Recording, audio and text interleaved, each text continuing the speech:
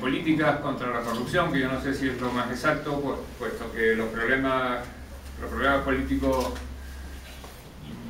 que se vinculan a la corrupción son muchos y variados, y puede que nos represente una buena denominación, pero sin embargo los problemas de la corrupción son muy reales, no son los únicos, como digo, pero son muy reales. Y es una responsabilidad de los partidos proponer soluciones, proponer análisis, proponer un diagnóstico de lo que está pasando y proponer soluciones. Me imagino que las soluciones no son fáciles, ni una ni varias, sino son un conjunto de prácticas políticas que conducen a una situación diferente. En el caso de los partidos de gobierno, como se entiende los partidos que han gobernado, los partidos que han tenido importantes responsabilidades, el escuchar lo que piensan de este tema, lo que piensan, lo que dicen que van a hacer, es todavía más necesario y más importante. Todos los que estamos pendientes del panorama político, que somos todos, estamos muy interesados que este año salgan soluciones para este asunto, para el asunto de los problemas de la corrupción, los problemas del mal gobierno y los problemas relacionados con una cierta degeneración de las prácticas de las políticas de la democracia. Para hablar de este tema, en nombre del Partido Socialista Obrero, ha venido Augusto Hidalgo, que le voy a hacer una pequeña presentación, aunque no voy a detallar su trayectoria política, primero porque es conocida y segundo porque es larga. Pero tiene 42 años, nació en Las Palmas en 1972, está casado, tiene una hija de 7 años, licenciado en Ciencias Políticas y Sociología, máster como técnico superior en Prevención de Riesgos Laborales, especialidad de Ergonomía y Psicosociología Aplicada, y máster en formador de formadores. Trabajó por cuenta propia en una empresa de servicios de la que era socio y cofundador. Ha trabajado por cuenta ajena en un servicio de salud laboral como técnico superior en prevención de riesgos hasta acceder a un cargo público en 2007. Ha pertenecido a distintos partidos de izquierda y ya en el Partido Socialista Obrero Español en 2005 se afilia en la agrupación local de Las Palmas, en donde ciudadana que ha residido toda su vida. En 2007 es elegido candidato en la lista electoral en las elecciones locales en la candidatura encabezada por Jerónimo Saavedra a la alcaldía de Las Palmas. La lista obtiene la mayoría absoluta, ocupará en el gobierno municipal las responsabilidades de empleo y recursos humanos.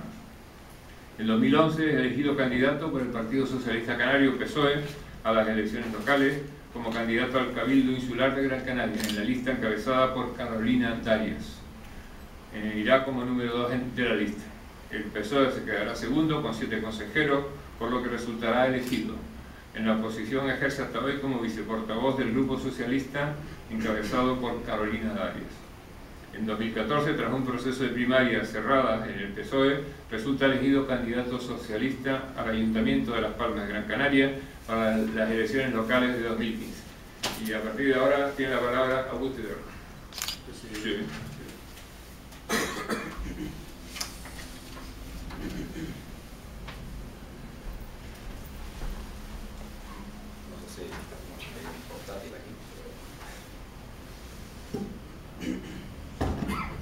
Hola, ¿se me oye? ¿Sí? No sé si el ordenador da todo bien. Bueno, buenas noches a todos y a todas. Mis primeras palabras quisiera que fueran, en principio, para las familias que están en este momento sufriendo una situación de desasosiego por no haber sido seguramente informados todavía de la situación que están viviendo como consecuencia del avión que ha sido siniestrado esta mañana en Francia, procedente de Barcelona. Por tanto, quisiera reseñar mi profundo pesar por el dolor que supongo que están sufriendo por esto, y además dejarlo aquí patente. Hoy el partido ha suspendido todos los actos de campaña en toda España.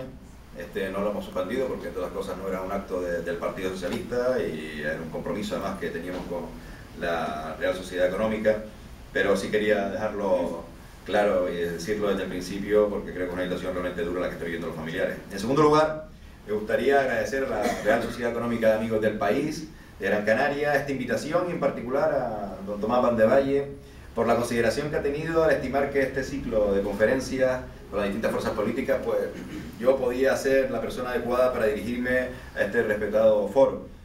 Al tiempo de agradecerle las palabras que ha tenido al presentarme en este momento, ¿no? He de empezar confesándoles que pronunciar una conferencia sobre corrupción por un responsable político en activo en este momento, en pleno proceso electoral, y que además es cabeza de cartel de una candidatura, constituye algo realmente insólito. Un jardín del que muchos huirían. Y les aseguro que ningún asesor de imagen me hubiera aconsejado en ningún momento asistir a una conferencia de este tipo. Pero, sinceramente, creo firmemente en los foros como este, que escasean en la actualidad, porque vivimos una sociedad de los 140 caracteres, de los titulares frente a los contenidos, donde la acción parlamentaria, el debate, se sustancian en los platós de televisión. Y en ellos hay que estar, sin duda.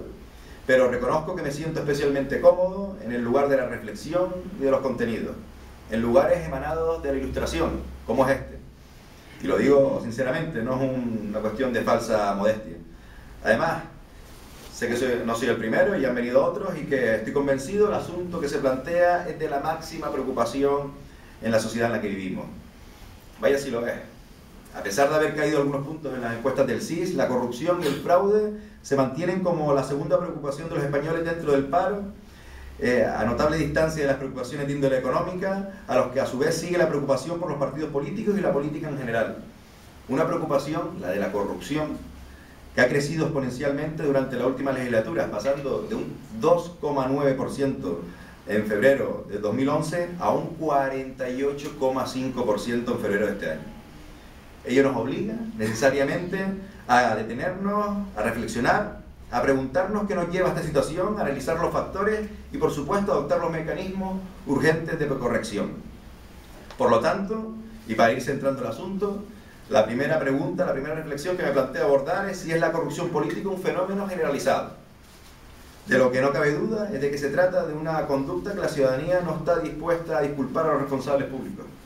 Una actitud que compartimos, como no puede ser de otra manera, pero que conviene también situar en su justa medida, porque de la misma manera que resulta imperdonable, también conviene poner de manifiesto que son minorías las personas y responsables públicos que en algún momento han caído en prácticas fraudulentas, que exige un amplio grupo de responsables políticos, cargos electos de las distintas instituciones de la España, que realizan y llevan a cabo su labor con honestidad y responsabilidad.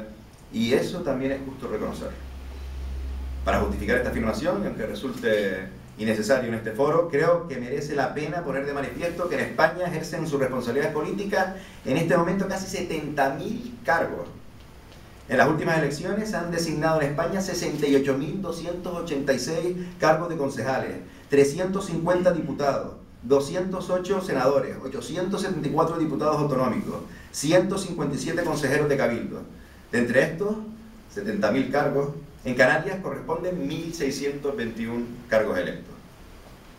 Todos estos a los que nos referimos son cargos elegidos directamente en procesos electorales celebrados, a los que han concurrido en las listas electorales. A su alrededor, en los distintos gobiernos que se han formado, figuran a su vez otros muchos cargos directivos de segundo y tercer orden. En su conjunto configuran la estructura política del Estado español. Pues bien, un porcentaje de estos cargos electos, según un reportaje elaborado por Europa Press en noviembre de 2014, son el mapa de la corrupción española. En nuestro país había más de 1.900 imputados en el año 2014. 170 condenados en esta última legislatura. La cifra, la verdad es que en números absolutos es realmente escalofriante. Por sí sola, y unido a ello la dimensión informativa de estos casos y el progresivo uso de las redes sociales que traslada y crea en tiempo real opinión pública sobre los distintos asuntos, explica que este problema se haya situado entre los de mayor preocupación por los españoles, solo por detrás del paro.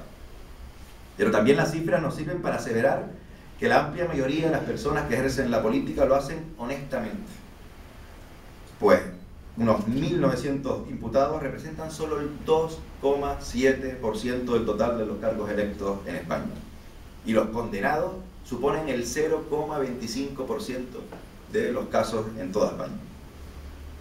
Hecha esta consideración, me pregunto, ¿y cómo debemos abordar este asunto, el de la corrupción? Les aseguro que se me ocurren dos enfoques, uno ligado a mi condición de candidato a la alcaldía de la ciudad de Las Palmas de Gran Canaria y otro unido a mi condición académica, en calidad de politólogo. Permítame que haga un híbrido, donde el peso de los segundos sea mayor que lo primero. Permítame que no les venga aquí a dar un meeting al uso, sino por respeto a la audiencia, haga una reflexión que parte de las raíces del problema para después aterrizar en lo mundano, en los casos que todos tienen en mente y que estoy convencido, si no los saco, me los sacarán con marietes en el turno de intervenciones del público. Pero empecemos por lo principal. Cuando hablamos de corrupción, de la corrupción política, ¿de qué estamos hablando? Reconozco que hay una definición que no por sintética pierde su capacidad de abarcar todos los matices del término. Esta es una que elabora el Banco Mundial y que dice que es el abuso del poder público en beneficio propio. Es perfecto. Incluye el concepto de una agitación abusiva por parte de aquel que ostenta el poder público. Y en este abuso lo realiza en beneficio propio, además. Yo incluiría lo de y en beneficio de otros. Pero hay que recordar que por lo general cuando es en beneficio de otros lo es por una relación sentimental, filial o personal, o sencillamente porque se hace a cargo de inventario. Y cuando digo esto de a cargo de inventario, me viene a la memoria aquella imagen fantástica del Padrino, no sé si la conocen, donde Vito Corleone, el jefe de la mafia, llama a uno de los que le hace un favor y al oído y cercano le dice: algún día, y puede que este día nunca llegue, te pediré un favor. Y ese es a título inventario, desde luego, es desde luego el método de algunos para también corromperse, ¿no? Corromperse por lo que pase. Pero el elemento determinante en este asunto es que se haga uso de lo público. Aunque no siempre se ha tenido claro qué es exactamente eso del abuso de lo público, de hecho, dependiendo del momento histórico, hay actuaciones en política que se han considerado normales y con el paso del tiempo han pasado a ser inaceptables, y viceversa. Y qué duda cabe, hablar del paso del tiempo nos lleva a sí mismo a considerar la dimensión histórica del fenómeno de la corrupción. A modo de recordatorio, puesto que supongo que a ninguno de ustedes se le escapa lo que voy a relatar, pero sí algunos apuntes. Algunos historiadores documentan los primeros casos de corrupción allá por el siglo XII a.C., en el Antiguo Egipto, donde un funcionario de Ramsés IX denunció los negocios sucios de otro funcionario de la corte del faraón, un contubernio entre escribas y saqueadores de tumbas. En el mismo Egipto existió un decreto que establecía castigos rigurosos para los funcionarios o jueces que abusaran de su poder, lo que de alguna manera nos pone de manifiesto cómo la corrupción era un fenómeno arraigado ya en la sociedad desde tiempos remotos. En Platón, por otra parte, encontramos también una preocupación por la corrupción, ya que decía que demagogia y corrupción pervertían la democracia. Así en la República dice de los políticos, los denomina los guardianes, que no deberían manejar ni oro ni plata. Y dice directamente porque si buscan el dinero se convertirán no en protectores ni amigos de sus ciudadanos, sino en odiosos déspotas. Pasarán la vida entera aborreciendo y siendo aborrecidos, conspirando y siendo objeto de conspiraciones, temiendo, en fin, mucho más y con más frecuencia a los enemigos de dentro que a los de fuera. Correrán así en derechura al abismo y se unirán a ellos y con ellos la ciudad y sus conciudadanos. En la misma línea, Bertolt Brecht, en Los negocios del señor Julio César, dice que la ropa de los gobernadores estaba llena de bolsillos, y en otras publicaciones se relata como en Roma se llevaron a cabo irregularidades que nos recuerdan algunas situaciones muy cercanas en el tiempo, como por ejemplo el famoso teatro de Nicea, que costó 10 millones de sestercios, pero que tenía grietas y sus reparaciones suponían más gastos, con lo que Plinio llegó a sugerir que mejor lo tiraban abajo. Eso nos recuerda algunas obras faraónicas en la época actual, ¿verdad? No en vano, quizás la sociedad que más ha representado el icono de la sociedad corrupta sea la Roma clásica. El cine ha contribuido mucho a esto, pero Tanto es así que se ha llegado a establecer como un elemento determinante de la caída del Imperio Romano, y nada más lejos de la realidad. Mi tocayo, el emperador Augusto, instauró un sistema basado en la ley y la moral. Ambas se sustentaban en su concepto del honor. Tanto es así que las consecuencias de salirse de las directrices morales instauradas por el emperador afectaron a su propia hija, la cual se jactaba de su vida disoluta. De hecho, estando vivo su padre, el emperador, fue condenada al destierro. Encontramos muestras de ello en la historiografía. Sabino Perea, profesor de la Universidad de Murcia, en su obra sobre la corrupción en el mundo romano, citaba con frecuencia al tratar la corrupción en la historia y nos dice que para llegar a la cumbre del candidato, es decir, el candidato a un puesto público, tenía que tener currículum, haber ocupado cargos, tener una educación, proceder de buena familia, pero además tenía que tener patrimonio, ya que había que presentar una fianza al principio de su mandato. Y cuando finalizaban, se hacían las cuentas. Si te habías enriquecido, tenías que devolverlo todo. En caso de corrupción, además, si esto ocurría, había dos penas muy severas, que eran o el exilio o el suicidio.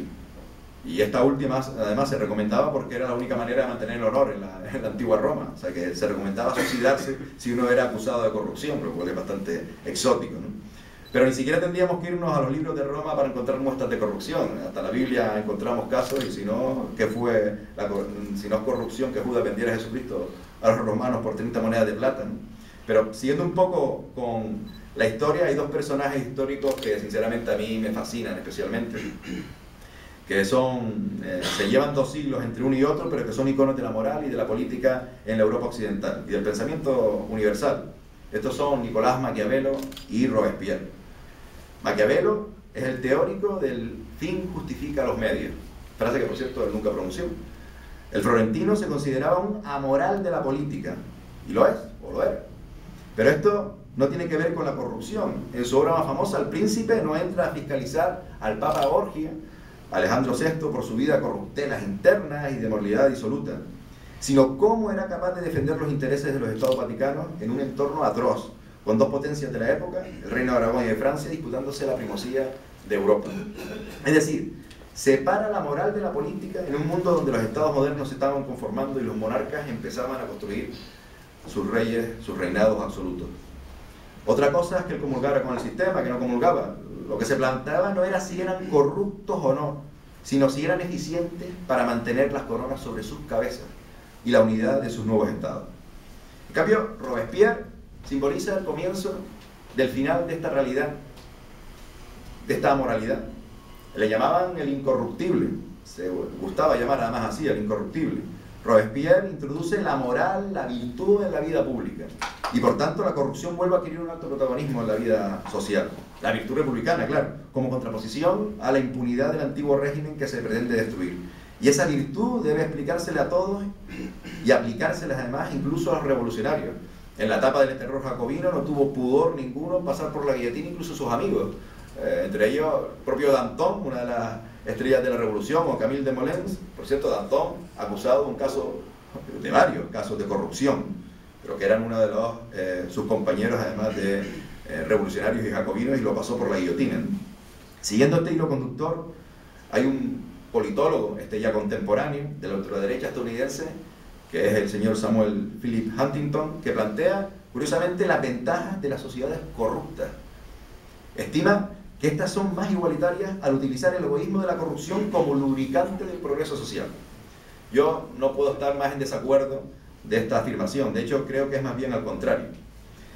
Tantos ejemplos nos podrán llevar a considerar si no es corrupción algo inherente al ser humano. Nos llevaría tiempo profundizar en esta reflexión, y no es a ello lo que hemos venido aquí. Pero sí quiero afirmar, independientemente de la conclusión a que podamos llegar, que se trata en todo caso de un comportamiento inadmisible.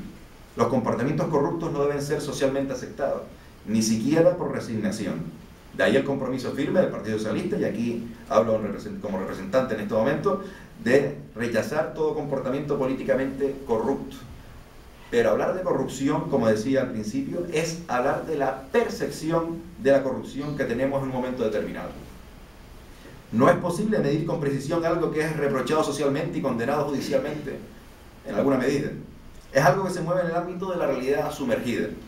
Podemos inferirlo, pero no evaluarlo con precisión. No obstante, disponemos de instrumentos que nos ayudan en este sentido, como son los índices de transparencia internacional. que a pesar de su base científica se basan en la percepción, intentan corregir el sesgo subjetivo a la hora de analizarlo, pero son una mera percepción que no tiene que corresponderse estrictamente con la realidad. La organización no gubernamental Transparencia Internacional elabora, como saben, anualmente un índice de percepción de la corrupción, una lista de corrupción a nivel mundial. En España esta organización trabaja desde el año 2000, gestionada por la Fundación José Ortega y Gasset. Según los datos que explica y publica en su página web, en el año 2014, los países que ofrecen un índice más bajo, los más próximos a la ausencia de corrupción, son los países nórdicos: Dinamarca, Finlandia, Suecia y Noruega, seguidos, ¿cierto?, de Nueva Zelanda como elemento más exótico de la lista. A la cola, como países más corruptos, se encuentran Afganistán, Sudán, Corea del Norte y Somalia. De los 174 países de la lista, España ocupa el puesto 37 de la tabla, con una nota de 6 sobre 10, considerando el 10 como la puntuación que correspondería a la ausencia total de corrupción. Por su parte, países de nuestro entorno más inmediato se sitúan, por ejemplo, Italia y Grecia con un 4,3, en una posición peor que la de España. Portugal con un 6,3, ligeramente mejor que la española. Y Francia con un 6,9 o Alemania con un 7,9. Por tanto, nuestra prioridad, nuestro objetivo desde el punto de vista social son los países del norte de Europa. Y la pregunta es: ¿y por qué los países escandinavos tienen una política que huele a limpio? La respuesta nos la ofrecen algunos analistas y viene dada por la práctica de una profunda cultura de transparencia y por unos férreos sistemas de control de la financiación de los organismos públicos. A lo que, permítame que yo añada, países en los que ha habido importantes periodos de gobierno socialdemócrata. Países en los que ha habido periodos altos de gobierno socialdemócrata. Yo añadiría, y de cultura luterana, que también, porque se rigen por ese perfil. Pero es curioso que son países muy igualitarios que se rigen por haber tenido largos periodos de gobierno socialdemócrata. Asimismo, podemos convenir en que, y en esto coinciden muchos autores, la corrupción se acrecienta en las sociedades en las que se dan 4 variables. 1, países en vías de desarrollo con aumento de riqueza per cápita. 2, elevada burocracia. 3, bajos salarios de los funcionarios. Y 4, sistemas políticos autoritarios. No se tienen que dar todos los elementos al mismo tiempo. Solo uno puede ser el propulsor de la corrupción social. Desde luego, si se dan todos al mismo tiempo, uno tiene todas las papeletas para estar al final del ranking de Transparencia Internacional. Pero sí es cierto que los mayores casos de corrupción en nuestro país emanan de una época en la que el crecimiento económico en España era alto y la burocracia ligada al crecimiento, es decir, el desarrollo urbanístico ligado al turismo, también. Y el que tuviéramos un sistema democrático desarrollado y unos salarios públicos aceptables impidieron en alguna medida que nos fuéramos a comparar con países de la parte baja de la tabla de este ranking. El problema es que los salarios públicos son uno de los elementos que sigue a la baja, y esto es un peligro a tener en cuenta en el corto plazo. Asimismo, disponemos de otro estudio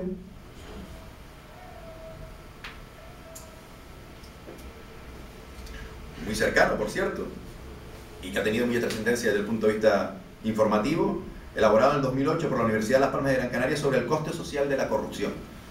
Del estudio de la Universidad de Las Palmas de Gran Canaria en concreto, del artículo del profesor Jorge Araña sobre el coste social de la corrupción, observamos que en España cuesta al país la pérdida de la corrupción 40.000 millones de euros al año. Vamos, más o menos como lo que se ha utilizado para el rescate bancario. Y en Canarias se pierden 2.000 millones de euros al año por la corrupción, lo cual nos coloca en un porcentaje equiparable al resto del país desde el punto de vista poblacional, lo cual, por cierto, no es un alivio, ¿no?, desde luego. Pues bien, aprovechando la referencia de estos análisis, me gustaría introducir un aspecto ligado con la corrupción que especialmente me preocupa, y este es el de sus consecuencias en la desigualdad social. Al margen de que puedan ser o no ser discutidos estos datos, lo cierto es que estos márgenes demuestran que los recursos públicos perdidos por la ineficiencia del sistema corrupto lo pagan los que menos tienen. Esto es así porque la maquinaria distributiva del Estado se resiente por la corrupción y por tanto es menos eficiente la distribución de la riqueza. La sociedad corrupta es menos igualitaria, es más injusta. Por tanto, es falso que la corrupción sea un lubricante del sistema. Lo es para una minoría que obtiene pingües beneficios de esto, perjudicando ostensiblemente a la mayoría. Por todas estas consideraciones que les he venido exponiendo, la corrupción no es un asunto por el que podamos pasar de puntillas. Las consecuencias sociales, el efecto de la percepción ciudadana y por ende la desconfianza de las instituciones que produce y el descrédito a la política y los políticos, la indignación ciudadana, especialmente sensibilizada por la situación de crisis económica que nos viene afectando con tanta crudeza, establece el momento propicio para que nos dotemos de normas de comportamiento orientadas a impedir prácticas corruptas. Elementos de control judicial, controles de acceso al poder público y sobre la financiación a dicho acceso. En este sentido, la regulación en el funcionamiento de los partidos políticos y la financiación de estos es clave para avanzar en medidas que a corto plazo atajen los problemas de corrupción que hemos vivido, que modifiquen los hábitos de conducta heredados antes de que se pueda ver algún día enterrados por la felicidad de una bonanza económica recuperada. En este sentido, el partido al que pertenezco ha iniciado una ofensiva capitaneada por su secretario general, por Pedro Sánchez, de lucha implacable contra la corrupción. Y esta ofensiva comienza por el propio partido, por el PSOE. Hoy todos los cargos públicos y orgánicos, así como los candidatos y candidatas de las elecciones, han tenido que firmar, y yo lo he hecho, un código ético que fija una línea roja, clara, nítida. Esta es la de la apertura del juicio oral, que obliga a dimitir a sus responsabilidades públicas de todo implicado en casos de corrupción una vez que el procedimiento llega a la fase del juicio oral. Es una medida que, por su contundencia y carácter indiscriminado, parece injusta. Y sin duda lo es injusta. Soy de la opinión de que una cosa son las consecuencias en el ámbito de la justicia de unas actuaciones y otras relacionadas con el análisis político de los hechos. Los delitos deben ser demostrados y condenados en los tribunales. Mientras tanto, la presunción de inocencia debe ser mantenida. Pero cuando uno acepta estar bajo el escrutinio público, al optar a una responsabilidad pública, el juicio político es una variable que debe tener siempre en cuenta. Siempre. Creo que hay personas que han sido acusadas, procesadas, condenadas por asuntos que no tienen especial trascendencia en su honorabilidad política. Y sin embargo, hay personas que han tenido una instrucción judicial que ha quedado en nada, pero que los hechos son lo suficientemente reprobables como para ser apartados de los cargos de responsabilidad política. ¿Les suenan aquellos viajes en jet privado a pescar salmón? Quedaron en nada, y sin embargo tienen toda la reprobación política y deben además estar bajo el juicio y el escrutinio público. Pero el compromiso socialista es firme, es rotundo en la lucha contra la corrupción. De hecho lo demuestra por una parte la firma del convenio el pasado año con Transparencia Internacional, porque se compromete el partido a cumplir un conjunto de medidas y actuaciones dirigidas a propiciar la transparencia del propio partido, así como a combatir, prevenirla, punitivamente además, cualquier tipo de corrupción que se pueda dar en el ámbito político, económico y social. Por otra parte, el firme compromiso del Partido Socialista por hacer frente a la corrupción política se plasmó en el documento de la Declaración de Valencia, también firmado en el mes de noviembre, donde nos comprometemos en esta declaración a luchar contra la corrupción porque entendemos que nuestro actual sistema democrático, basado en una democracia representativa, se basa en la confianza. Y no hay arma más letal contra la confianza que la corrupción. Nos comprometimos a mejorar lo que ahora tenemos, a evolucionar y avanzar. Un objetivo positivo para el que proponemos una serie de medidas, algunas de las cuales, no todas porque no quiero abusar en exceso de ustedes, voy a posarles a continuación. En primer lugar, entendemos que hay que hacer frente a la corrupción y esto requiere introducir ciertas modificaciones en el Código Penal. Entre ellas entendemos que es necesario tipificar e incorporar como delito la financiación ilegal de los partidos políticos, así como la tipificación del delito de enriquecimiento injusto que castiga el enriquecimiento patrimonial injustificado de autoridades y funcionarios durante su mandato. Todo les suena, como ocurría en Roma con las fianzas que tenían que dejar, ¿verdad? Asimismo, entendemos que se debe revisar la tipificación y las penas de las conductas punibles relacionadas con la corrupción, el cohecho, el fraude, el tráfico de influencia, e incrementar los plazos de prescripción de los delitos. Creemos que se debe modificar asimismo la ley de contratos del sector público, incluyendo nuevas conductas delictivas entre las ya previstas en la ley, como la causa de provisión para contratar con las administraciones públicas, que se debe de endurecer, al tiempo que fortalecer la prohibición de fraccionamientos, que ya de facto ocurre, de los contratos públicos. El otro campo en el que el PSOE se ha lanzado, y creo que es fundamental, clave, es el de la modificación de las estructuras de los partidos y su financiación. Por un lado, el proceso de democratización interna que está generando el propio Partido Socialista no debe ser un ejercicio de debate interno, no se puede quedar en esto, sino una apuesta de modificación de las estructuras de los partidos en España, que rompa con las estructuras poco democráticas, opacas en su operativa y con escaso control de sus finanzas. Y esto debe ser garantizado por ley, no debe ser por iniciativa solo de los partidos. Elecciones democráticas de las directivas, limitación de los mandatos, incluidos los de los cargos públicos, transparencia absoluta de los ingresos y gastos de cargos y del partido, control real de las cuentas de los partidos políticos. Estas novedades legislativas deberían acompañar otras medidas, como la creación de una oficina anticorrupción, con capacidad de actuación directa en todo el ámbito del sector público del Estado y en las administraciones locales. Procurar una mejor dotación de medios humanos y materiales para luchar contra la corrupción, especialmente en la Fiscalía Anticorrupción. Y lo que antes ya les comentaba, la suspensión de los parlamentarios y los concejales en el momento que sean apartados o llamados a juicio oral como imputados o procesados por delitos de corrupción política. Y desde luego su cese inmediato en el momento que resulten condenados, ¿no? Por supuesto. Ya que he mencionado la Fiscalía Anticorrupción, como todos ustedes saben, es un órgano que recibió un importante impulso por el ministro de Justicia, mi compañero y amigo Juan Fernando López Aguilar, que fortaleció el papel de la Fiscalía y amplió su radicación territorial. Aprovecho para introducir que no solo el endurecimiento de las leyes resulta realmente necesaria para afrontar la corrupción, sino asimismo contar con un sistema judicial ágil, eficaz e independiente.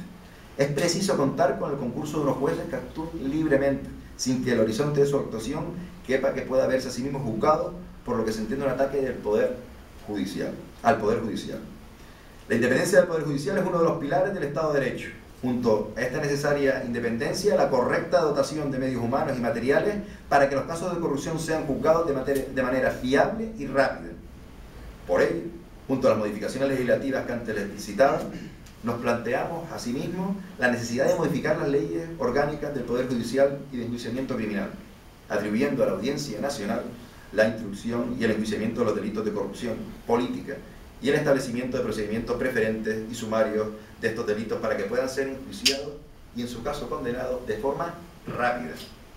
Se trata en definitiva de impulsar un conjunto de medidas legales para cerrar los vericuetos por los que se escapan hoy los corruptos, que impida que el condenado por corrupción salga indemne una vez condenado, y por supuesto del Tribunal de Cuentas para que sea un auténtico fiscalizador de las cuentas de los partidos en tiempo real. Pero no solo las leyes y los juzgados deberán velar por una democracia limpia. El primer escalón, el primer paso para ello está en la gestión que se debe hacer en cualquier institución pública. Por ello, si soy alcalde de la ciudad de Las Palmas de Gran Canaria a partir del día 24 de mayo, me comprometo a llevar adelante mi función al frente del ayuntamiento con absoluta transparencia, contando con la participación de los vecinos y vecinas de este municipio de manera real, continuada, no cada 4 años cuando se acercan los comicios electorales y rindiendo cuentas ante la ciudadanía y estando en condiciones de rendirlas en cualquier momento de mi gestión. Me propongo, por tanto, ejercer la alcaldía aplicando lo que entiendo como una democracia radical. Y este término lo tomo prestado de Chantal Mouffe, la filósofa belga que lo acuñó, en referencia a un nuevo modo de vida, a una nueva política más acorde en los tiempos actuales, en el que se defiende el respeto a la diferencia y al valor del pluralismo, la necesidad de mantener una negociación constante para la construcción de un sistema plural que acoja las distintas formas de vida. Según la autora, el liberalismo ha conducido la condición de ciudadanía a un estatus legal, de tal manera que nociones como la responsabilidad pública, actividad física y participación política en una comunidad de iguales son extrañas para la mayoría de los pensadores liberales. Por ello, me comprometo a llevar la transparencia en la gestión municipal hasta el extremo, con información constante y continua a la ciudadanía del uso que se dé de los recursos públicos. Pero asimismo haré que la ciudadanía no sea solo un sujeto pasivo, destinado a recibir información de los asuntos que se deciden en el ayuntamiento. La convertiré en agente activo, colaborador de la adopción de las decisiones municipales. Para ello, retomaremos el compromiso con la participación ciudadana, al que el buen impulso dimos durante nuestra anterior etapa al frente del gobierno municipal, del cual me cupo la honra de formar parte. Impulsaremos los consejos de participación ciudadana, y las juntas de distrito serán asimismo protagonistas activos de la adopción de las decisiones que más directamente les afectan.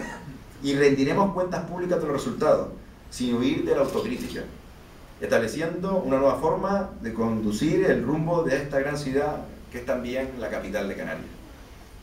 Y contribuiremos con ello a propiciar un cambio en el devenir de la corrupción, ya que no solamente seguimos estrictos filtros para prevenirla o evitarla, sino que debemos contribuir al necesario cambio cultural.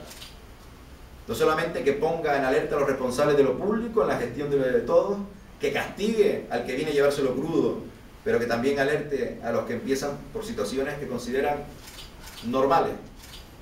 Porque normal es que se manden cestas de Navidad a los empleados públicos, y al año siguiente normal es que le manden a uno un reloj, y esto seguirá un traje, y de la noche a la mañana se encuentra uno con un Lamborghini en la puerta, en la casa, un ático en Marbella y una cuenta en Suiza. Y todo empezó como algo normal. Esa corrupción de baja intensidad también se cambia cambiando las leyes y haciendo políticas de la transparencia y el control de lo público. Cambiando mentalidades. Un cambio estructural si se quiere. Ese tiempo largo del que nos hablaba Brodel, que podemos encontrar en los tiempos de la historia. No digo que nos hagamos luteranos, digo que en una sociedad menos corrupta empieza por ser una sociedad más igualitaria.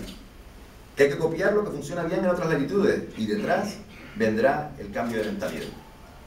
Y estoy convencido de que en este momento, en este duro momento de cambio, se pueden poner las bases para que esto sea así. Muchas gracias.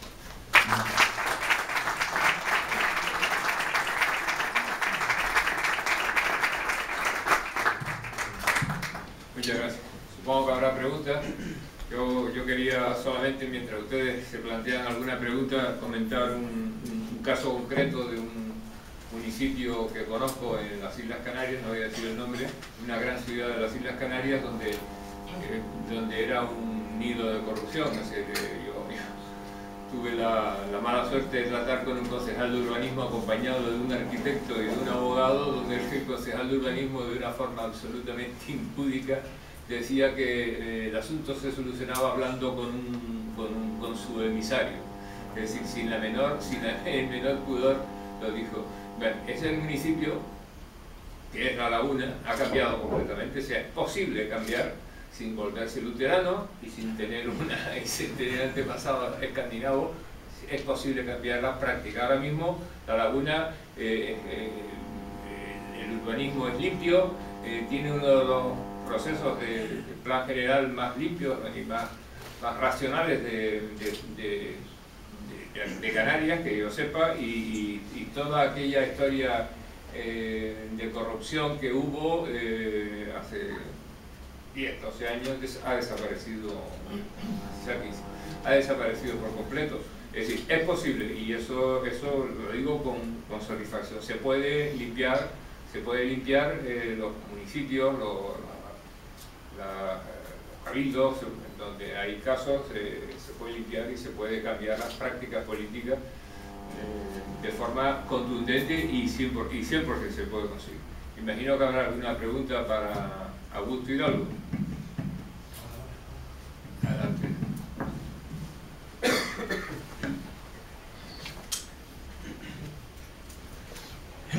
Buenas tardes. Mi pregunta es la siguiente. ¿Qué opinión te merece la prescripción en el tiempo de los casos de corrupción?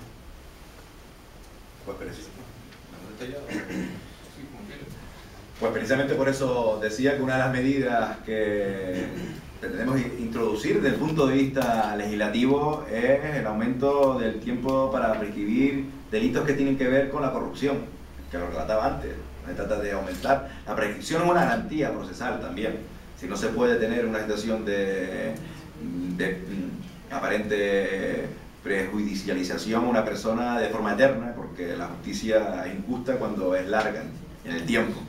Ahora, lo que es inaceptable es que aquellos procesos que tienen que ver con la corrupción, que por lo general tienen que ver con personas que tienen recursos para poderse defender en mejores condiciones que la mayoría de los ciudadanos, jueguen con la prescripción de sus delitos para impedir que se les pueda procesar. Y por tanto, una medida más, y esto se ha llevado al Congreso de los Diputados en más de una ocasión, con no especial éxito, pues es el aumento del tiempo de prescripción. Yo ponía antes un ejemplo de procedimientos que han prescrito y que por tanto salen indemnes a aquellos que han sido juzgados o que se han iniciado un procedimiento que ha acabado en prescripción, pero que desde luego no les exime del juicio político. Y esto quiero dejarlo claro, lo he dicho ahora en mi conferencia y lo vuelvo a repetir.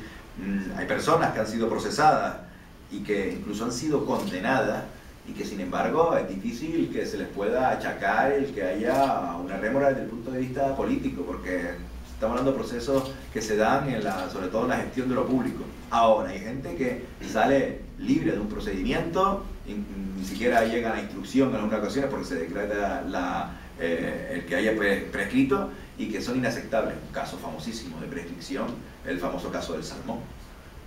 El caso del salmón, que lo acabo de decir de forma sucinta, es un caso específico de prescripción.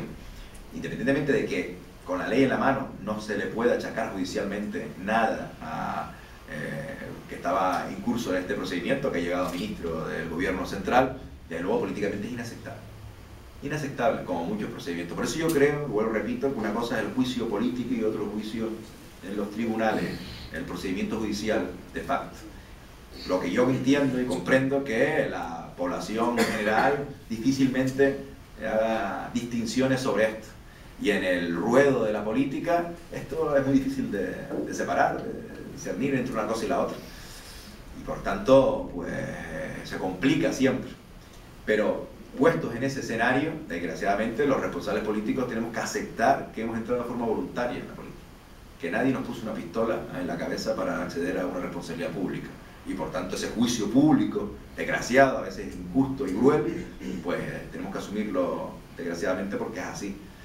Y después los tribunales decidirán, evidentemente, y la presunción de inocencia se mantiene, pero no se mezclan una cosa y la otra, ¿no? Que es algo habitual en los medios de comunicación, mezclar una cosa y la otra, ¿no?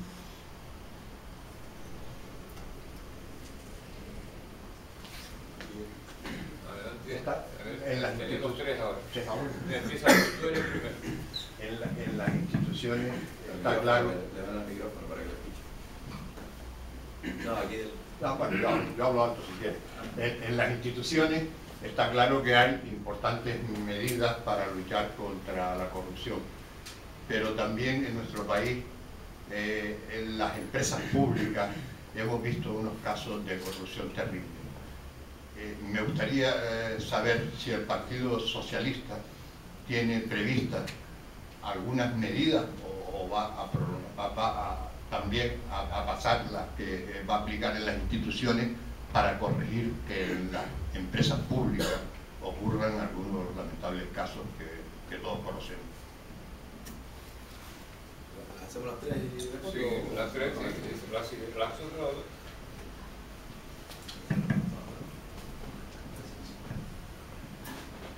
Muchas gracias por su intervención. Quiero plantear dos cuestiones. La primera tiene que ver con el final de la charla. Comentaba que el Partido Socialista prevé un desarrollo normativo, o quiere impulsar un desarrollo normativo, y que espera que la sociedad vaya detrás. A mí me sorprende porque normalmente la norma suele ir siempre detrás de la sociedad. Entonces, ahí detecto un fortísimo pesimismo sobre lo que es la propia sociedad española y la percepción que la sociedad en España tiene sobre la propia corrupción, o lo instalada que está la corrupción dentro de lo que es el contexto social en España. Y la cuestión que le quería plantear abiertamente, dice que el compromiso que tiene el Partido Socialista es cuando se produce la apertura de juicio oral. Esta es una raya que parece que se ha ido moviendo, porque hemos hablado de imputados, ahora la reforma legislativa que está promoviendo el gobierno está hablando de investigados para suavizar, parece un poco la terminología y todo este tipo de cosas. Esto no está produciendo un cierto desconcierto en la gente que no sabe en qué momento se está investigando a alguien por corrupción. Tengamos presente que hay países donde los políticos dimiten por temas de faldas o por copiar una tesis doctoral hace 20 años. Gracias. La otra pregunta. Buenas noches. Sí. Buenas noches, felicidades Augusto, me encantó la conferencia. Ojalá fuese todo en ese sentido y en esa guía la que fuésemos en el partido. Sí, me gustaría alguna pregunta, reflexión. Por ejemplo, la primera es, ¿por qué a los partidos políticos nos cuesta tantísimo tomar decisión sobre las personas que ocupan un cargo y que se ven envueltas en algo? Como muy bien has dicho en la respuesta anterior a la pregunta, de que hay que separar socialmente lo que es la política de lo que es la justicia. Que a nada tiene que ver el delito cometido con el cargo que se ocupa. Por ejemplo, como estaba refiriendo el compañero anteriormente, en la sociedad luterana o en la sociedad anglosajona, Simplemente por haber copiado 30 años una tesis doctoral, una persona dimite. Habrá o no habrá delito, es lo de menos, pero la persona dimite. En Inglaterra, porque un ministro invita a un amigo íntimo sin ser cargo oficial de ningún tipo a recepciones oficiales, tiene que dimitir, 10 céntimos de lo mismo. En cambio aquí tenemos gente con 2 sentencias judiciales firmes y no lo obligamos, ni siquiera dimite. Al final, por otro escándalo que no tiene nada que ver con esas denuncias, lo separamos del partido. Nos cuesta mucho a los partidos políticos separar la línea, y la línea tiene que ser la política por un lado y lo que es la judicial por el otro. Luego, una de las grandísimas formas, sin tantísimas reformas de leyes como has expuesto, yo creo que es fundamental la transparencia. Mientras un español sabe exactamente lo que cuesta una botella de vino en una recepción oficial de Isabel II, nosotros somos incapaces de saber lo que se gasta la Cámara del Congreso en recepciones, en conjunto, ya no una botella de vino, sino en conjunto. Mientras yo puedo saber, una parlamentaria del Congreso chileno, su agenda, sus viajes y el coste de los mismos, es imposible saber en España, los senadores o los diputados, qué coste tienen por viaje. Es global. Sí, el partido ha hecho una paginita y tiene, pero volvemos a lo mismo. No sé ni la agenda ni el coste real por viaje. Si yo tengo transparencia, realmente es imposible que haya corruptos, porque se cogen enseguida. Si se hace un pliego de condiciones y se hace un concurso, y yo puedo acceder y ver exactamente el qué y cómo ha ido ese presupuesto, hasta el final sé si hay una desviación de corrupción o no hay una desviación. Pero es que yo no puedo ni siquiera acceder a lo que es el pliego de condiciones. Entonces, claro, la transparencia es fundamental para que no haya corrupción. Luego la mentalidad de que yo soy político, y lo político es, como bien has dicho con César, es que la mujer del César, además de ser honrada, tiene que parecerlo. Por lo tanto, como político, tengo que parecer honrado. Si en algún momento pierdo esa capacidad de parecer honrado, tengo que abandonar la política, automáticamente. Y claro, con menos leyes de las que has promulgado, yo creo que dotando a la justicia realmente de los medios que necesita y, digamos, separar lo que es realmente el órgano judicial de la política, que el Consejo General del Poder Judicial no sea nombrado por la política, que las diferentes cámaras de las audiencias no sean nombrados por la política y que la Fiscalía sea totalmente independiente, no dependa de ningún ministro, de ningún ministerio. Si separamos todo eso y dotamos a la justicia de los medios y del personal necesario, con una gran transparencia, supongo que la corrupción iba a decaer muchísimo, por no decir totalmente, porque corrupción hay en todo el mundo, por muy bueno que sea, pero no es lo mismo tener un 3% de corrupción que un 95% de corrupción. Yo quiero el 3 y no el 95%. Por lo tanto, yo creo que la política y los políticos y los partidos deberíamos de ir por ahí. No podemos excusarnos en que es una persona que puede ser que sea inocente. Sí, sí, judicialmente no lo dudo. Habrá que endurecer las penas judiciales, como por ejemplo, yo denuncio a quien sea, sin pruebas de ningún tipo, aunque haya indicios, y al final del término resulta que la persona a la que yo denuncié es inocente totalmente, sobre mí debe de recaer una pena 20 veces superior a la que le hubiese caído a ese señor. ¿Por qué? Porque lo que yo no puedo es denunciar, porque sí, por estropearle la vida política a una persona. Por eso, cambiemos este tipo de leyes, pero de esta forma. Pero automáticamente que quepa la más mínima duda, los partidos tienen que ser inflexibles, como son de los Pirineos hacia arriba. Usted, lo siento, su vida política se terminó. Volvamos a otra vida. Y si se reanuda, no se ocurre que aquí está el partido y yo volveré a llamar. Gracias, Augusto. Hay otra pregunta más.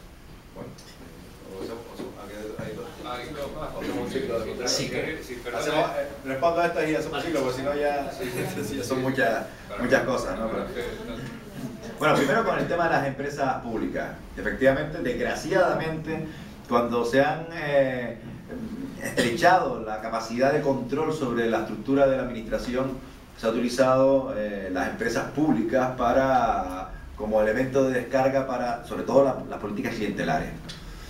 Esto que, por cierto, en la Roma clásica era algo normal y accesible y se consideraba como algo reconocido. Si tú ibas paseando por la plaza pública con tus cortes clientelares, se medía el nivel de peso político por el número de individuos que iban revoloteando a tu alrededor, y era algo que además se hacía ostentación de ello, ¿no?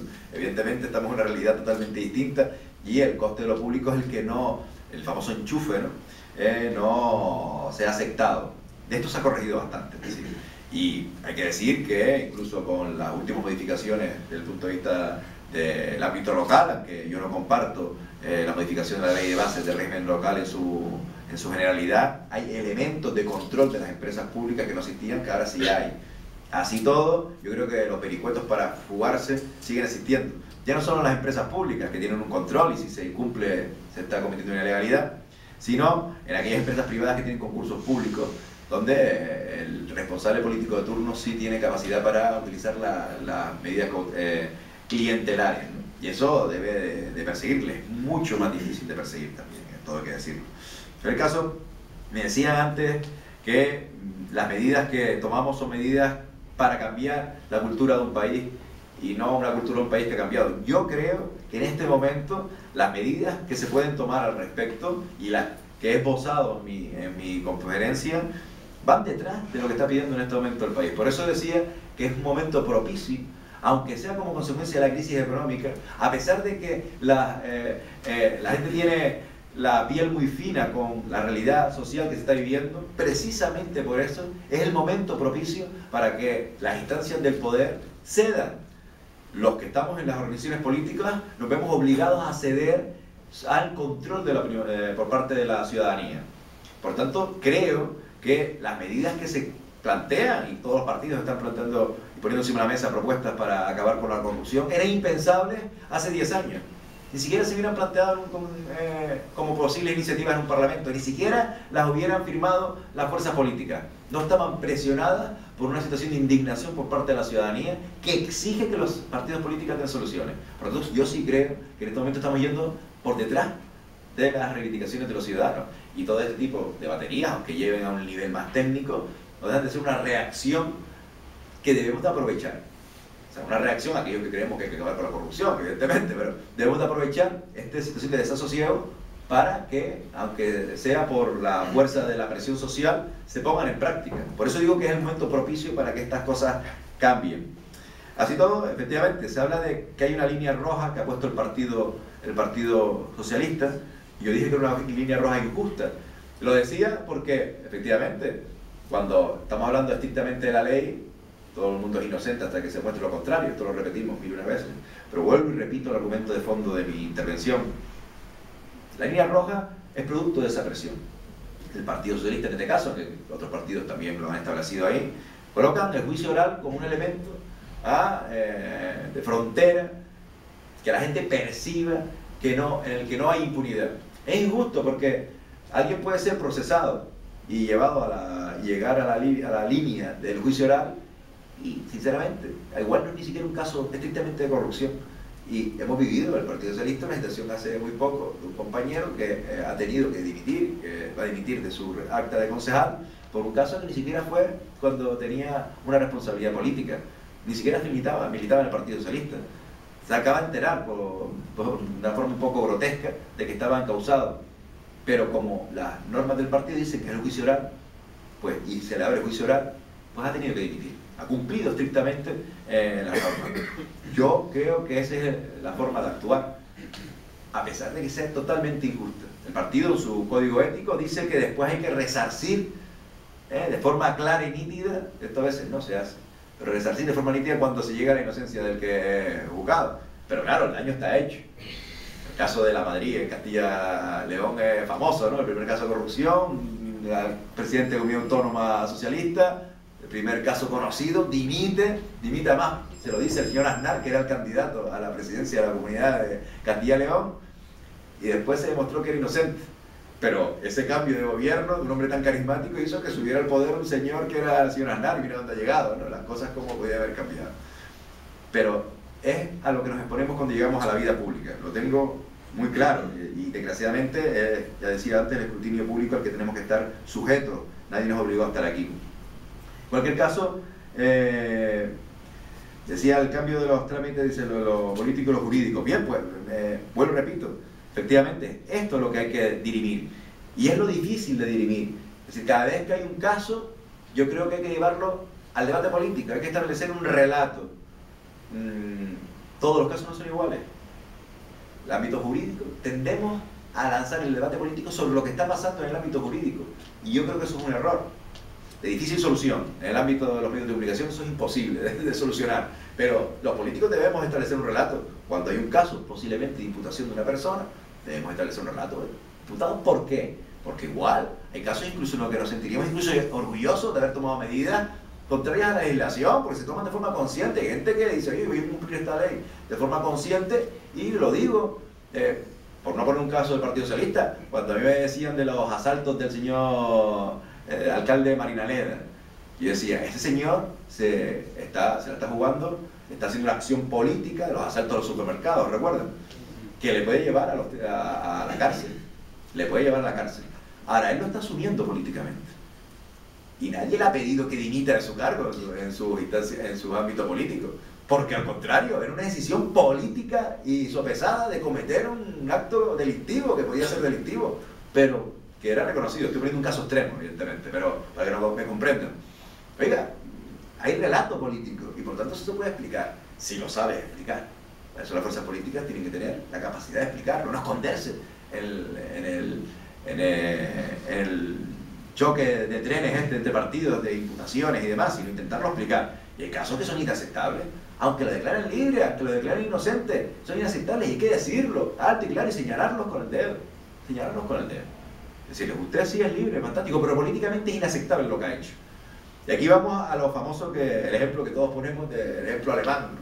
Es decir, lo de copiar las tesis doctorales, esto que ha sido, o el propio presidente de la República Alemana, que ha dimitido por un caso menor de unas facturas que utilizaba de su dieta como alto cargo del Estado, y que lo obligó a dimitir.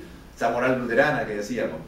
Bien, yo creo que eso es rizar el rizo, evidentemente, pero ya quisiéramos todos tener esa moral política que forzara a los políticos a tomar estas decisiones. También es verdad que, oye, tremendo, ¿no? Una persona porque copió o falseó su tesis doctoral, que en teoría no tiene absolutamente nada que ver con su acción política presente, tenga que abandonar un cargo público, ¿no? Es tremendo. Pero bueno, todos nos queremos colocar más en esa tesis desde el punto de vista de la moral luterana que decía antes, que parece en la que vivimos, en la cual, bueno, todo vale y, bueno, tienes poco menos que matar a alguien y aparecer con la pistola humeante en las manos para que te tengan que echar, y a veces ni eso. A veces incluso con la pistola humeante declaras el que todo el mundo es inocente hasta que se muestre lo contrario. Y se hablaba del tema de la transparencia, yo estoy convencido de eso. A lo mejor para conseguir que haya esa cultura que se ha implantado en el norte de Europa, primero, lo que dije antes yo creo que es clave, o sea, los elementos esos que decía, que muchos estudios lo han determinado, sobre que tiene que ver con la economía, no con lo cultural, pero lo cultural seguramente influye. El hecho de que hay una sociedad igualitaria, normalmente ocurre con las sociedades que van en crecimiento explosivo y las diferencias sociales son muy grandes, donde hay una burocracia muy grande que permite el que haya corrupción, el que haya, como decía antes, elementos de sociedades en vías de desarrollo, ¿no? Además, si hay un gobierno muy autoritario, pues hay más indicios todavía, ¿no? Pero todos esos indicadores suelen ser los que habitualmente diseñan una sociedad corrupta. España no tiene todos esos indicadores, evidentemente hemos progresado y por tanto la situación no es tan grave, pero si consiguiéramos establecer una política de transparencia absoluta en la política, en la gestión de la burocracia del Estado, seguramente estaríamos en mejores condiciones de que la ciudadanía tuviera control sobre los responsables públicos. Teniendo control sobre los responsables públicos, es más difícil que los responsables públicos tomen decisiones al margen de la norma y de la ley, ¿no? Por lo menos de la norma y de la ley, no digo de la moral. Y eso es evidente. Pero vuelvo al discurso de antes. Es precisamente en este momento donde debemos hacer el esfuerzo para que esto se haga. Porque es el momento propicio para que se acepte por parte del establishment, del poder establecido, esto. Y termino con una cosa, que lo he dicho y lo vuelvo a repetir. Para mí la modificación más importante, la tarea pendiente en España, desde el punto de vista de soluciones para la corrupción, para intentar solucionar las corruptelas que existan, pasa por la modificación de la estructura de partidos políticos en este país. lo he dicho muchas veces, lo llegué a decir incluso aquí en un foro que tuvimos sobre la Constitución española. Este país se dotó de una estructura de partidos férrea, de estructura de partidos fuerte en la Constitución española, en la transición, porque era necesaria para consolidar la democracia. Y ha tenido su función, la ha cumplido, ha consolidado el sistema democrático. Sin embargo, esa estructura de partidos fuertes, porque no existían partidos fuertes en la transición, quitando el PC que venía de la clandestinidad, ahora es una realidad consolidada. El problema es que ahora los partidos políticos, que son el casi único instrumento de acceso al poder en una democracia, tienen que ser democráticos y transparentes, y no lo son. No son democráticos en su estructura, no están obligados por ley, como por ejemplo están obligados en Alemania, por ley, a su funcionamiento democrático, incluso en otros países, en Inglaterra y demás, pero en Alemania quizás es el modelo más conocido. Y desde luego, desde el punto de vista de las finanzas, es una tomadura de pelo. El Tribunal de Cuentas es un cachondeo, solo el funcionamiento, y es que el Tribunal de Cuentas es un nido de corrupción en este momento, de clientelismo, donde nietos, sobrinas, y hoy salió un artículo además del informe que había elaborado el Tribunal de Cuentas Europeo, dice que era un escándalo, ¿no? O sea, escándalo absoluto. Sobrinos, primos, nueras, todos contratados, ¿no? En un órgano que tenía que controlar las finanzas de los partidos. Pues eso se tiene que hacer desde luego, yo creo que es lo fundamental. Tenía dos preguntas más. Sí, dos. A ver.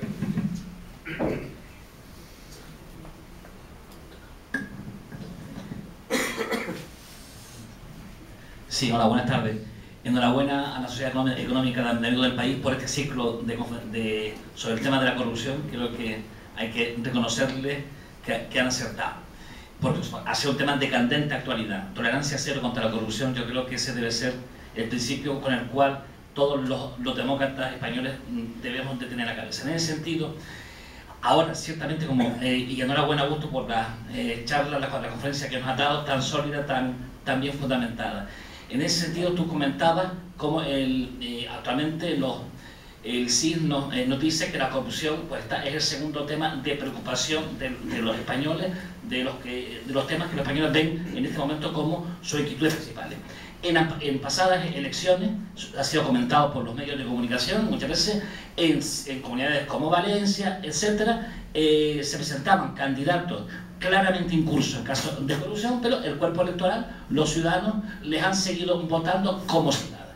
Pero sin ir más lejos, no vayámonos a la Comunidad Valenciana, que hay muchísimos casos. Aquí, en la isla de Gran Canaria, desde luego, ciertamente, cuando se crea la Fiscalía Anticorrupción, cuando la crea el ministro Juan Fernando López Aguilar, aquí en Gran Canaria se ponen en marcha todos los mecanismos para investigar la corrupción y quedan imputados y detenidos varios cargos públicos por su conducta y algunos, y se han producido en municipios como Tel de Mogán, que la sociedad siguió votándole. Entonces, mi reflexión y mi pregunta es, ¿no crees que además, justamente para evitar sociedades donde la corrupción es probablemente los que estamos más cerca de los partidos, la gente con mayor formación, etcétera, pues tenemos más sensibilidad con esto? ¿No crees que en el campo de la educación se debería de introducir contenido, no sé si se ve en la educación de la ciudadanía, para que se cree una conciencia y se cree una sociedad con otros valores que impidan, o sea, que a nadie se le ocurra? Desde luego, la reforma de los partidos políticos, eso que estás comentando ahora, va también a provocar un cambio, pero también a que los propios chicos jóvenes que salgan del sistema educativo jamás puedan pensar que se pueda votar, y por eso ningún partido puede proponer a un candidato que sea reprochable públicamente su comportamiento. Ahí va mi pregunta. Gracias.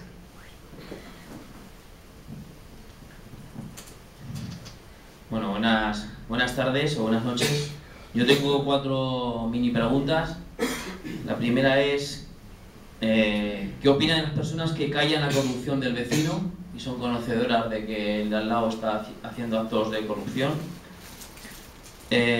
Otra es, bueno, es más bien un comentario, que dices que se están acabando con los enchufes en la administración o en las empresas públicas. Yo creo que no es así. Yo creo que sigue habiendo muchísimo enchufe, no hay más que ver el BOE cada día con los puestos de libre designación. Y ahora mismo lo acabas de nombrar con el Tribunal de Cuentas, el escandaloso caso que hubo allí de gente de todos los familiares metidos, o simplemente la Diputación Provincial de Orense, es otro de los casos flagrantes, ¿no? Has comentado que uno de los posibles factores que pueden condicionar a que aumente la corrupción es el sueldo de los empleados públicos o de las personas que trabajan en un puesto público. ¿Qué opinión tienes? Saber si tú crees que son altos, son bajos, a quién subirías, a quién bajarías. Y luego, la gente, yo creo que está ya hoy por hoy muy enfadada con el tema de la corrupción, y sobre todo no solamente cómo se está diagnosticando el tema de la corrupción y cómo se está interviniendo por parte de la policía o de la agencia tributaria, sino más bien por todo el cachondeo que hay después, donde los jueces no tienen los medios, donde los jueces sufren presiones, donde un ordenador se rompe, luego se pierde el sumario, luego se prescribe, ahora sí que quiero declarar, pero ahora no. Entonces, en todo eso, yo creo que la gente lo que busca ya es que el corrupto pague su pena, que devuelva el dinero que ha robado y que cumpla una pena, por cierto, una pena con los mismos privilegios, entre comillas, que tiene cualquier ciudadano. Porque luego vemos que eligen la cárcel, que a los 2 meses o 3 meses están saliendo ya, que les dan el 4º grado, que ahora el caso de Jaume Matas fue también algo increíble, que luego corriendo lo tienen que volver a meter a la cárcel porque ya es escandaloso. Y por último, ¿qué opinión tienes también, porque a mí me parece bastante mal, pero qué opinión tienes de los indultos por parte del Gobierno y del Ministro de Justicia, de estos casos de corrupción?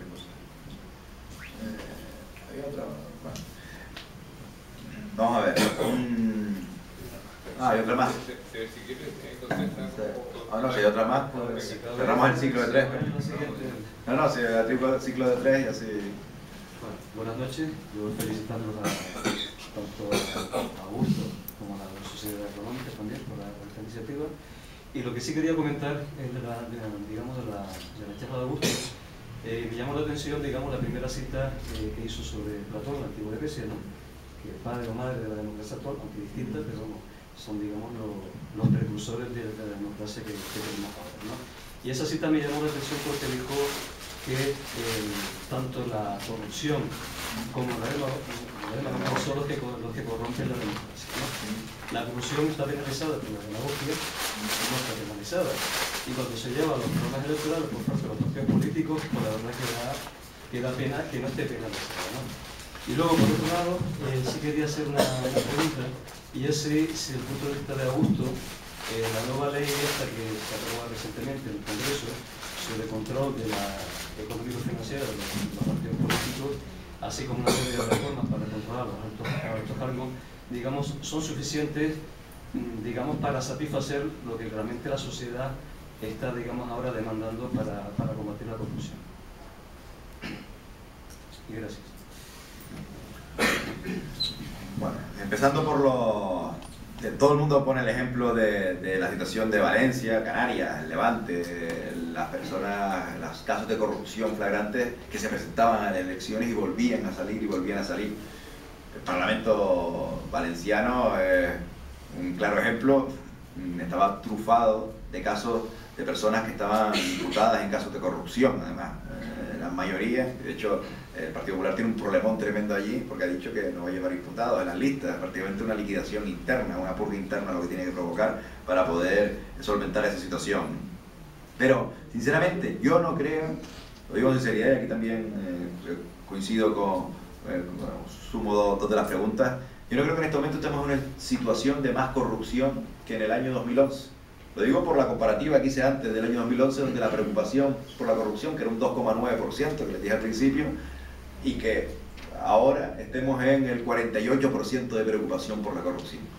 El problema es que cuando estábamos en momentos de bonanza económica, esa corrupción tenía caldo de cultivo para crecer. ¿Por qué? Porque se daban las circunstancias de lo que decía antes, uno de los requisitos fundamentales: estamos creciendo económicamente, hay una burbuja, una situación burocrática que permitía la componenda, es decir, como yo tengo los instrumentos burocráticos para paralizarte la actividad, tú tienes una actividad que puede propulsarse económicamente en el mercado, sobre todo ligada al turismo y la construcción, pues se establece la connivencia porque hay recursos para poder comprar y vender voluntades. Ahora, en plena crisis económica, eso no es así. Ahora, en el sector público, la situación no es así. Lo que pasa es que es verdad que están aflorando todos los casos del momento de la burbuja económica. Y nos da una percepción, por eso hablaba de las percepciones, sobre la corrupción mucho mayor que cuando curiosamente se producían. Y cuando incluso estos que eran acusados, condenados y demás, pues se presentaban a las elecciones y volvían a ser elegidos. Precisamente, y vuelvo al discurso de antes, este es el momento de aprovechar para tomar medidas que impidan que cuando vengan bien dadas, cuando volvamos a tener una situación económica aceptable, esta gente se escape. Y yo creo que al final esto va a haber que ligarlo a la situación de la modificación de los partidos políticos. Y esto también el tema de la demagogia. Yo creo que un elemento fundamental en las democracias liberales siempre ha sido el asunto de ligar al responsable político a sus representados. Nosotros tenemos un sistema que establece que el acta del responsable político pertenece al que tiene el acta del cargo político, porque nos presentamos en circunscripciones donde hay listas, normalmente se conoce al cabeza de lista. Yo creo que la ciudadanía está pidiendo cada vez más que el que se presenta a las elecciones, el representante, tenga un hilo conductor con el representado. Es verdad que el modelo anglosajón, que sería el arquetipo de esto, es decir, el que se presenta en una circunscripción, un único candidato, el que consiga más votos echa al otro, y aunque pertenezca a un partido político, representa su circunscripción y rompe la disciplina de voto. Esta visión anglosajona, que existe también un poco de Estados Unidos, es difícil encajarla en la cultura española. Y yo creo que no debe encajarse de forma mimética porque no es un sistema proporcional. Pero sí es verdad que cada vez habrá que establecer sistemas para que la gente pueda decidir quiénes son sus representantes en los partidos y después cuando se presentan las elecciones por los partidos, pues tenga la capacidad de no solo tener obligado personalmente por la circunscripción por la que ha salido elegido, independientemente que represente un corpus ideológico, sino además tenga la capacidad de la revocación. La revocación es un sistema que en España existe solo en las elecciones sindicales, existe. Bueno, si los delegados sindicales pueden ser revocados si sus electores consideran que no han cumplido con el programa, y no pasa nada, en España es legal, pero solo con los delegados sindicales. Pero en el continente americano es normal el sistema de revocación. Me lo voy a poner el ejemplo de Venezuela, que ahora está mal ponerlo, pero es verdad que el presidente Chávez estuvo a punto de ser revocado por un referéndum, pero voy a Estados Unidos, por poner el ejemplo contrario, el impeachment es un procedimiento de revocación del presidente de los Estados Unidos, tasado, pero producto de la mala, vamos, si se considera que ha cumplido o ha incumplido su estatus como presidente, ¿no? Nos ha puesto en práctica en un momento un poco curioso, que se conoce en aquel caso de Bill Clinton, pero era no porque tuviera una affair Bill Clinton, sino porque mintió. Esto es curioso, yo siempre cuando saco el caso de Mónica Lewinsky, a Bill Clinton no le inician un impeachment porque haya tenido un problema de falta, sino porque mintió a la ciudadanía y lo negó. Siempre le damos el toque folclórico a la sociedad americana, pero en esto son mucho más serios. El problema era que había mentido a la ciudadanía americana. Y eso es inaceptable. Por tanto, le hicieron un procedimiento que casi triunfa para ser revocado de la presidencia de los Estados Unidos. Por eso yo creo que en el futuro la mejor forma de acabar con la demagogia como elemento político son decisiones políticas, porque no es un delito per se, pero el incumplimiento de los programas electorales que se le da tras la elección de esto que estamos viviendo en la actualidad es que, oye, si usted incumple lo que dijo que iba a las elecciones, pues que tenga un instrumento para tumbarlo. Pero pasa en casi toda Latinoamérica. El otro día el alcalde de Bogotá casi lo tumban con un sistema de revocación porque consideraban que había incumplido su programa electoral. Lo ganó, pero si había unos requisitos y un 20% o 15% de la ciudadanía pues dice que había que haber un referéndum, consiguen echarlo. Esto no existe en la cultura española, en la europea poca, pero yo creo que debería implantarse y sería sano. Pero bueno, son cambios duros. El tema cultural, yo no creo que España de todas maneras tenga un problema, esto de la picaresca española, ¿verdad? Hemos vivido siempre con la picaresca, hemos tenido momentos buenos y momentos malos en la historia. Bueno, aquí, con este señor tuvimos un momento de ilustración, Carlos III, y el momento de picaresca más dura a lo mejor con Felipe III, cuando el duque de Lerma cambió la capital del país a Valladolid por especular con los terrenos.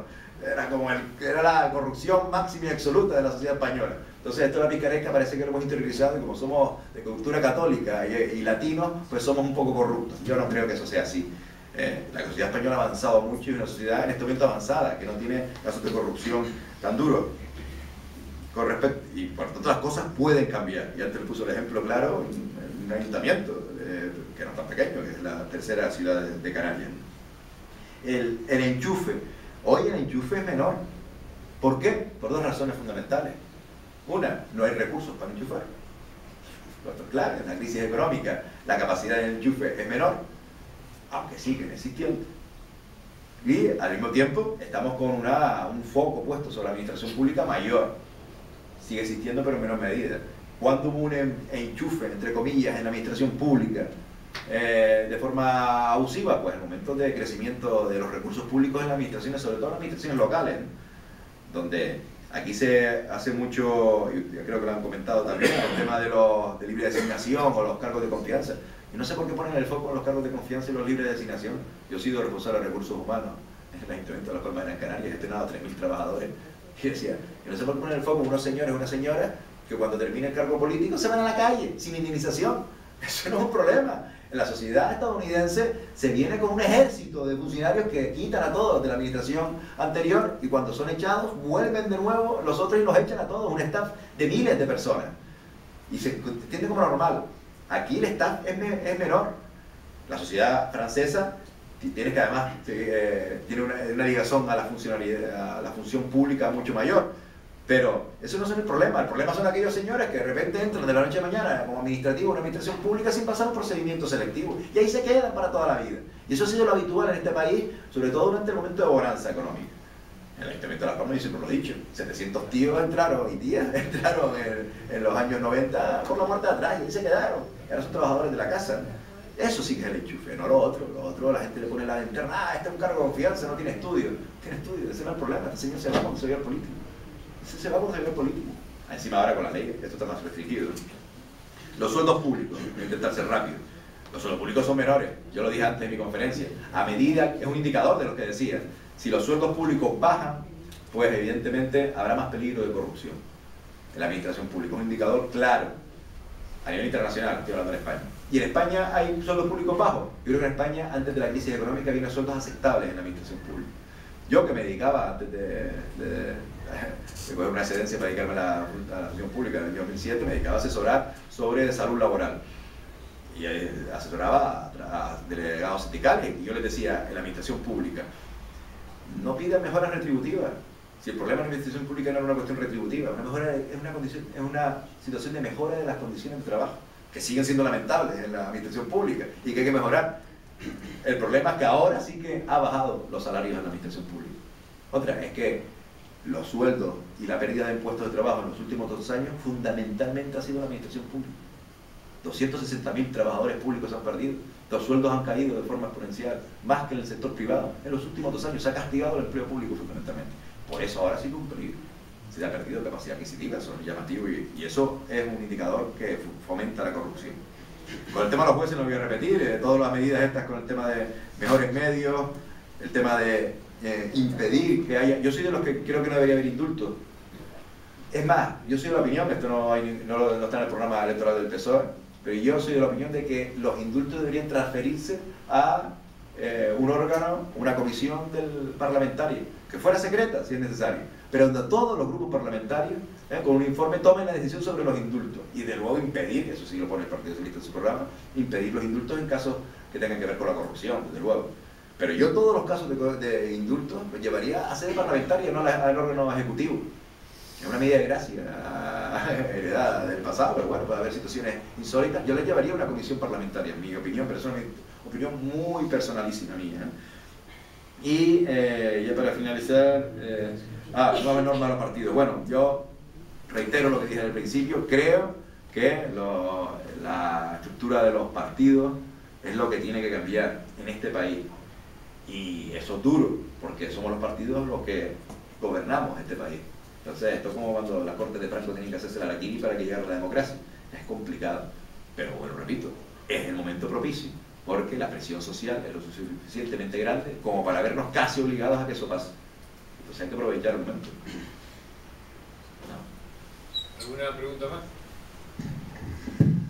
Pues Nada, muchísimas gracias a todos ustedes, muchísimas gracias a Augusto Hidalgo por haber venido y desearle toda clase de éxitos, porque sus éxitos serán los de todos nosotros. Muchas gracias.